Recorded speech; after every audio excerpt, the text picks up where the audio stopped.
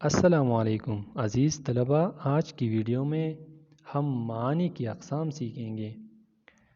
یہ تلفظ میں معنی بھی درست ہیں اور معانی بھی درست ہیں۔ جس طرح جسم میں روح کا کردار ہے، اسی طرح لفظ میں معنی کا کردار ہے۔ معنی کی 4 اقسام ہیں۔ نمبر 1 ہے حقیقی معنی۔ تو اگر کوئی لفظ ان معنوں میں بولا جائے جن معنوں کے لیے بنایا گیا ہے تو یہ اس کے حقیقی معنی بتائے جاتے ہیں۔ اس لیے حقیقی معنی کو لغوی معنی کہنا بھی جائز ہے اور لفظی معنی بھی کہا جا سکتا ہے۔ مثلا انجم کے حقیقی معنی ستارہ کے ہیں، یہی اس کے لغوی اور لفظی معنی بھی ہیں۔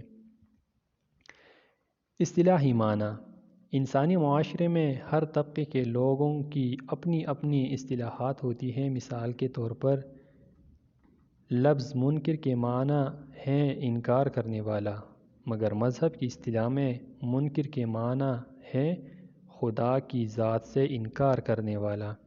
عوام الناس کی اصطلاح میں گاڑی کے معنی ہے ریل گاڑی، مگر ڈرائیور کی اصطلاح میں گاڑی 4 پہیوں والی موٹر ہے، یعنی ڈرائیور کار کو بھی گاڑی کہے گا، بس کو بھی گاڑی کہے گا اور ٹرک کو بھی گاڑی کہے گا، کیونکہ یہ اس کی پیشہ ورانہ اصطلاح ہے۔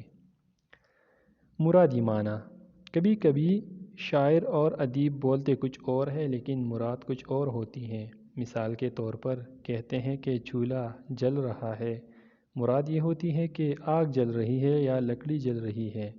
علم بیان کی ایک شاخ مجازی مرسل ہے، اس کے 11 واسطے ہیں، وہ سب کے سب مرادی ہیں۔ باب مجازی مرسل میں اس کی تفصیل ملاحظہ کریں۔ مجازی معنی یا مجازی معنی: اگر کوئی لفظ ان معنوں میں نہ بولا جائے جن معنوں میں وہ بنایا گیا ہے تو یہ اس کے مجازی معنی ہوں گے۔ جیسے شیر کا لفظ جنگل کے جانور کے لیے بنایا گیا ہے لیکن بہادر آدمی کو بھی شیر کہہ دیتے ہیں، یعنی لفظ شیر کو مجازی معنوں میں بولتے ہیں۔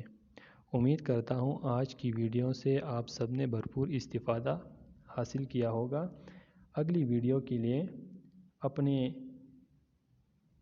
استاد کو، اپنے محسن کو اجازت دیجیے۔ اللہ نگہبان۔